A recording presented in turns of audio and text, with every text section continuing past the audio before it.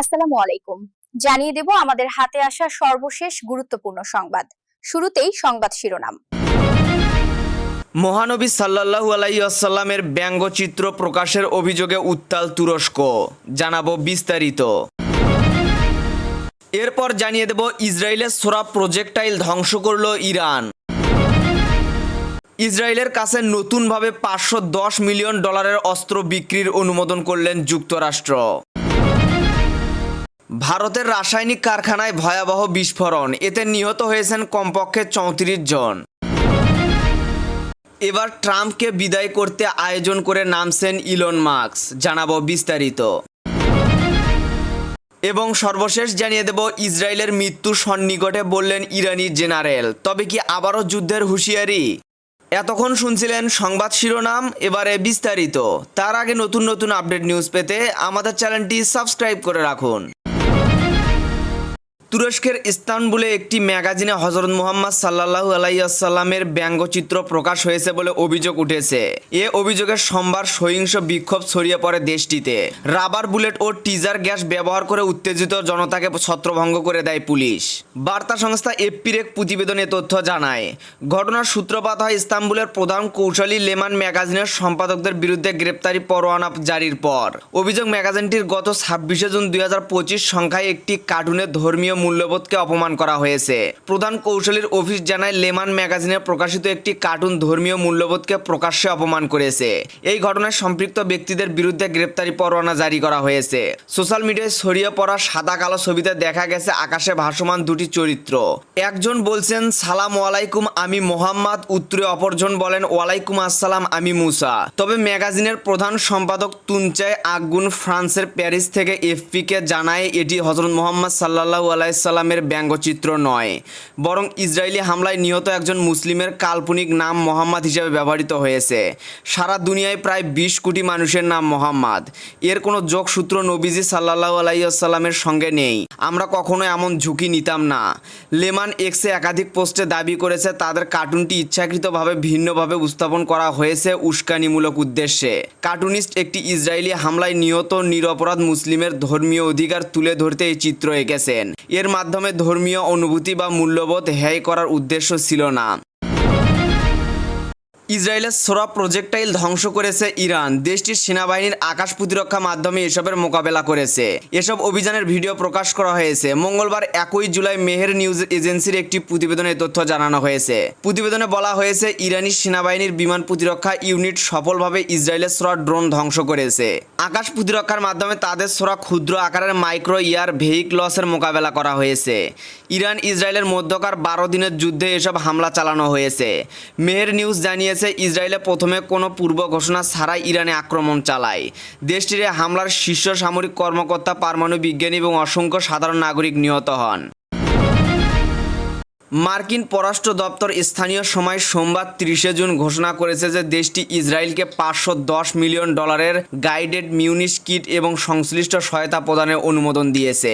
প্রতিরক্ষা নিরাপত্তা সহযোগী সংস্থা এক বিবৃতিতে জানিয়েছে, এই সম্ভাব্য বিক্রির মধ্যে রয়েছে 3845টি KMU, 585টি BB joint direct attack mission guidance kit, 3280টি KMU, 572 FB জেডিএস কিট ও সংশ্লিষ্ট প্রকৌশলী লজিস্টিক ও প্রযুক্তিগত সহায়তা।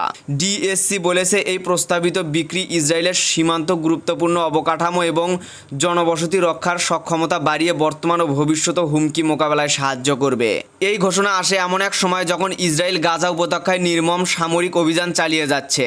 গাজা স্বাস্থ্য কর্তৃপক্ষের তথ্য অনুযায়ী 2023 সালের অক্টোবর থেকে এখন পর্যন্ত ইসরায়েলি হামলায় 56,500 এর বেশি ফিলিস্তিনি নিহত হয়েছে।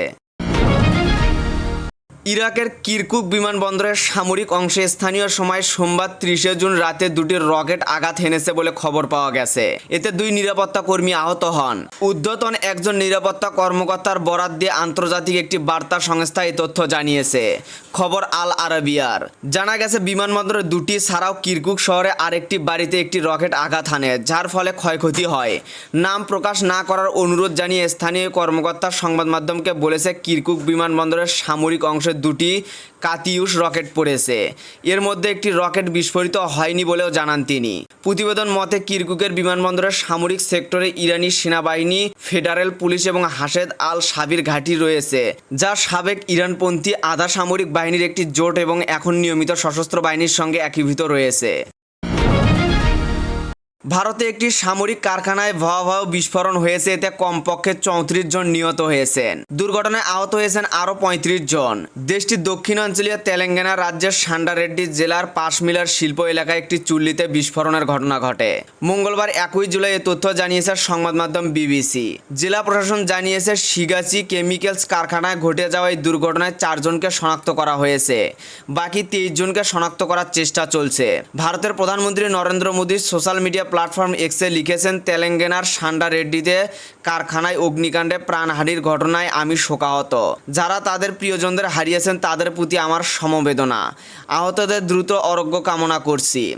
প্রধানমন্ত্রীর জাতীয় ত্রাণ তহবিল থেকে প্রতিটি নিহতের পরিবারকে 2 লাখ রুপি এবং ভারতীয় সংবাদ মাধ্যম বলছে সোমবার সকালে তেলেঙ্গানার সান্ডারেড্ডি জেলার পাশামিলার শিল্প এলাকায় ওই সামরিক কারখানা থেকে হঠাৎ বিস্ফোরণের শব্দ শোনা যায়। স্থানীয়রা দৌড়ে গিয়ে দেখেন কারখানার ছাদ উড়ে গিয়ে 100 মিটার দূরে পড়েছে। ভেতর থেকে বেরিয়ে আসছে কালো ধোঁয়া। প্রাথমিকভাবে জানা গিয়েছিল বিস্ফোরণের ঘটনায় 12 জন শ্রমিকের মৃত্যু হয়েছে।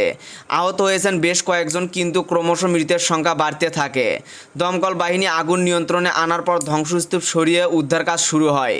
তখনই উদ্ধার হতে থাকে একের পর এক মরদেহ। ইরানের শীর্ষ সেনা কর্মকর্তা মেজর জেনারেল ইয়াহিয়া রহিম সাফাভি হুঁশিয়ারি উচ্চারণ করে বলেছেন, জায়োনিস্ট শাসক গোষ্ঠী ও নেতানিয়াহুর পতন এখন সময়ের ব্যাপার মাত্র। তিনি আরও বলেন, শত্রুদের আরেকটি ভুল গোটা অঞ্চলকে, তাদের স্বার্থ ঘাঁটিগুলোকে চরম বিপদের মুখে ফেলবে। তেহরান ভিত্তিক আধা সরকারি বার্তা সংস্থা তাসনিম নিউজ জানিয়েছে, সোমবার তেহরানের ইসরায়েলি হামলায় নিহত ইরানের সশস্ত্র বাহিনীর chief of staff general Mohammad Hosseini Bagheri স্মরণসভায় বক্তব্য রাখতে গিয়ে সাফাভি এ মন্তব্য করেন। তিনি বলেন, বড় শয়তান যুক্তরাষ্ট্র এবং ছোট শয়তান ইসরায়েল ইরানের বিরুদ্ধে সাম্প্রতিক অগ্রাসনের মাধ্যমে তাদের কোনো লক্ষ্যই অর্জন করতে পারেনি, বরং এই হামলার মাধ্যমে জায়োনিস্টদের মৃত্যু চক্র আরও ত্বরান্বিত করেছে বলে দাবি করেন তিনি। সাফাভি জানান, শত্রুর অনুরোধে সামরিক যুদ্ধবিরতি কার্যকর হয়েছে, কিন্তু ইরান এখন শত্রুদের স্বার্থ ঘাঁটি ও বাহিনী সম্পর্কে পর্যাপ্ত তথ্য রাখে। তিনি বলেন, ইরানের ইসলামী বিপ্লবী গার্ড বাহিনীর শক্তি শুধু মধ্যপ্রাচ্য নয়, এর বাইরেও বিস্তৃত। আমাদের টার্গেট ডাটা বাক্সের শত্রু সব ঘাঁটি ও স্বাস্থ্য নিশ্চিত করে এবং হাজার হাজার ক্ষেপণাস্ত্র সেই লক্ষ্যে প্রস্তুত। তিনি আরও বলেন, যদি শত্রুরা আবার কোনো ভুল করে বা হিসাব মিলাতে ব্যর্থ হয়, তাহলে ইরান আরও ভয়াবহভাবে প্রতিক্রিয়া জানাবে। যুক্তরাষ্ট্রের প্রেসিডেন্ট ডোনাল্ড ট্রাম্পের কঠোর সমর্থক হিসেবে পরিচিত ছিলেন ইলন মাস্ক, কিন্তু এবার ট্রাম্পের প্রস্তাবিত ব্যয়বহুল কর বিল নিয়ে দ্বন্দ্বে জড়িয়ে পড়েছেন এই ধনকুব।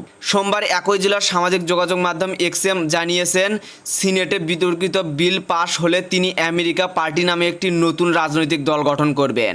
মাস্ক বলেন, যারা খরচ কমানোর প্রতিশ্রুতি দিয়ে নির্বাচিত হয়েছেন কিন্তু এই বিপুল ঋণ বাড়ানোর বিলের পক্ষে ভোট দিয়েছেন, তাদের লজ্জায় মাথা হেট করা উচিত।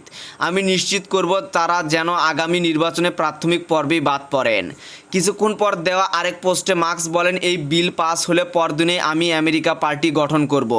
তার দাবি, যুক্তরাষ্ট্রে বর্তমানে কার্যত একদলীয় শাসন চলছে, যাকে তিনি মিথ্যা আখ্যা দিয়েছেন পার্কি পিক পার্টি নামে। মার্কসের মতে এখন সময় এসেছে একটি নতুন রাজনৈতিক শক্তি গঠনের, যারা জনগণের প্রাকৃত স্বার্থ নিয়ে কথা বলবে। এর আগে হোয়াইট হাউসের সরকারি দপ্তর বিভাগের উদ্যোগে উপদেষ্টা হিসেবে দায়িত্ব পালন করেছিলেন মার্কস।